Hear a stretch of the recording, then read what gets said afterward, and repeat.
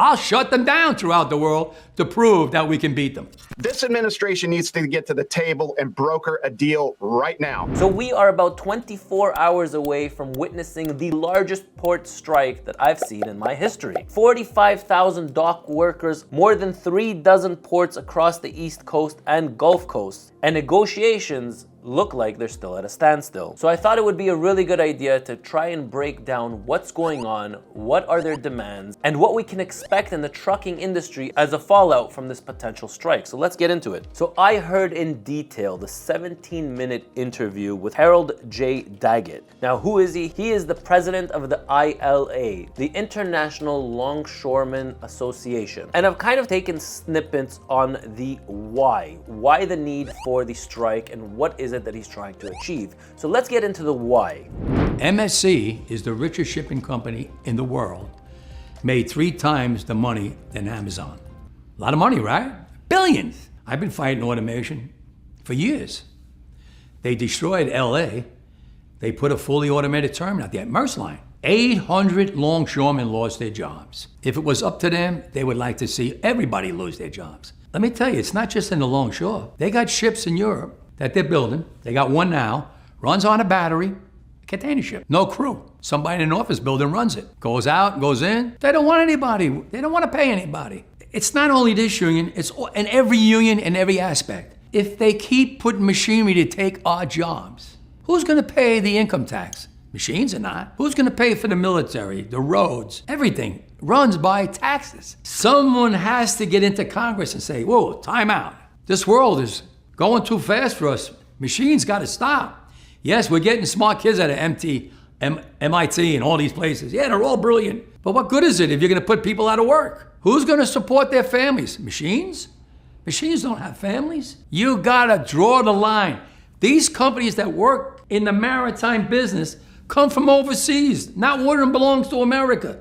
They wanna come into America and build fully automated terminals and get rid of American jobs. Good paying jobs that support families with medical, pensions, annuities, and pay taxes. They wanna get rid of them. Where's the President of the United States? He's not fighting for us. He told in LA, he told the union, hurry up and get a contract. That's the mentality they have. They don't even know what the hell they're doing today. Well, I know what I'm doing. I'm gonna save everybody's job when it comes to the ILA and to all the unions around the world, because we're gonna fight it with that alliance. I'll shut them down throughout the world to prove that we can beat them. That's why I fight. I fight for jurisdiction, I fight for safety. I fight for these to be compensated with good salaries. These companies are making billions of dollars. They should take us along. We brought them to where they are. Now they want to get rid of us? That's not fair. Not fair at all. And this union's been around close to 200 years.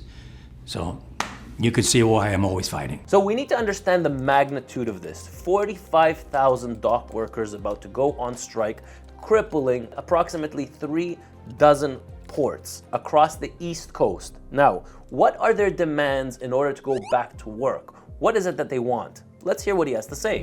The companies got smart and said, we don't want to go through another 3 months strike. Let's negotiate in good faith.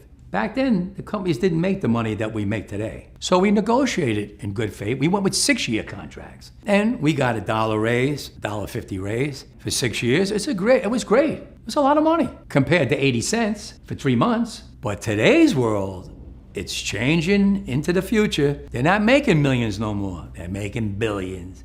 And they're spending it fast as they make it. I want a piece of that for my men, because when they made their most money was during COVID. When my men had to go to work on those piers every single day, when everybody stayed home and went to work. Not my men. They died out there with the virus. We all got sick with the virus. We kept them going. From Canada to Maine to Texas, Great Lakes, Puerto Rico, now the Bahamas, everybody went to work during COVID. Nobody stayed home. Well, I want to be compensated for that. I'm not asking for the world. They know what I want. They know what I want. And if they don't, well, then I have to go into the street and we have to fight for what we rightfully deserve. All right, so now we heard the why and we also heard the demands. So now let's hear from Chris Spear, the CEO of the American Trucking Association, and see what he thinks about where things are going with the strike. Thanks for having me. I think the impact, if this strike occurs next Tuesday, is going to be significant, not just on the economy, but Americans, everybody that's in need of goods each day are going to feel the impact that this is going to have. We're talking 36 ports in the East and Gulf Coast that are represented here. 5 of the top 10 in the country are going to shut down on Tuesday. We're moving 12,000 trucks daily at Port of New York, New Jersey. This is very significant, especially on farmers. We're talking nearly half of the goods exported out of our ports come from these East Coast ports. We're talking produce, poultry, cotton. This is very significant on our farmers. That produce is going to be felt first in week 1 if this were to occur. People are going to have limited choice and they're going to pay a lot more for it. So I appreciate your paying attention to this because it's coming. Now let's hear what he has to say about who else is going to get affected by this potential strike. Trucks are the glue in all of this. Whether you move it on truck or rail, trucks are still going to move that last mile. And we're talking, large companies, but also the medium and small companies, independent contractors, owner-operators. They're going to get hung out to dry if these ports shut. So beyond the 85,000 ILA workers, we're talking thousands of other workers that support the supply chain. It's going to take a long time after 1 to 2 weeks of shutdown for the economy to recover. So inflation is definitely an outcome from this. I think we all get affected by the gasoline prices. Let's hear about what he thinks is going to happen to the gasoline prices. I think you're going to see repercussions that are going to last. So every week is about a month, 2-3 weeks push out into a quarter to 2 quarters. You could see this spilling well into 2025.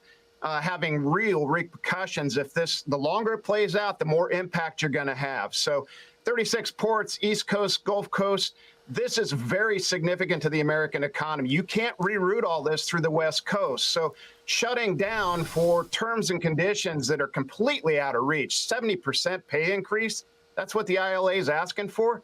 I think you and I would love a 70% pay increase, but that's not reality. So they need to come to the table, they need to get reasonable, and they need to get a deal. Now, does he think that the Biden-Harris administration is going to get involved? Let's hear what he has to say. If they're consistent, they're not going to come to the table. They haven't yet, and we're 5 days out. So this is really significant in terms of leadership.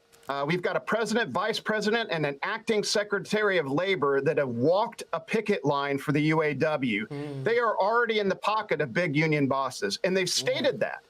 So if you're USMX representing the 36 ports, you have no incentive to come to the table if it's led by this administration, because they've already shown their cards. They're already in the pocket of labor. So there's no way that you can mediate with credibility. That's not leadership. We need it. We need it now. And now the million-dollar question. What does he think is going to happen to the economic situation because of the strike? Well, I think week over week is how you measure this. I was involved in the Taft-Hartley in 2002 when the West Coast port shut down for nearly 2 weeks. And we measured in advance the impact that shutdown was going to have week over week.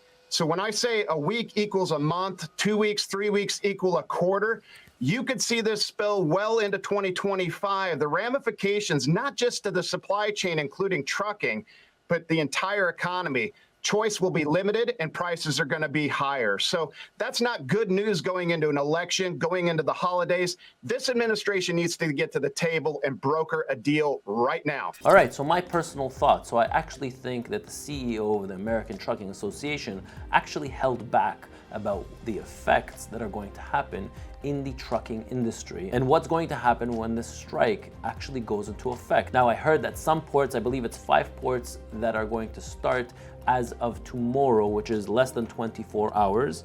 And again, I don't think we're gonna feel it right away from the first second, but I think as time goes by, meaning more and more days go by, it'll definitely be a rippling effect on our entire industry. Let's not forget that there's tens of thousands of workers right now that are doing drayage and deliveries for these ports. Now, if they don't have a job, guess what? They're gonna be spilling over the van, refurb, and flatbed division, and they're gonna be taking a lot of the work from the long haul drivers because they're gonna need to do something in order to keep themselves busy. So you can definitely expect freight rates to drop significantly once this thing happens. Hopefully it doesn't happen. Hopefully somebody's gonna help broker out a deal and we can all move on with our lives. Well, there you have it. Now you know the why, you also know the demands, and you also know the feedback of the American Trucking Association's CEO. But I'd really love to hear, what are your thoughts about the situation? Let me hear your thoughts, let me hear your comments below. I'm Ronen, and I'll catch you in my next video.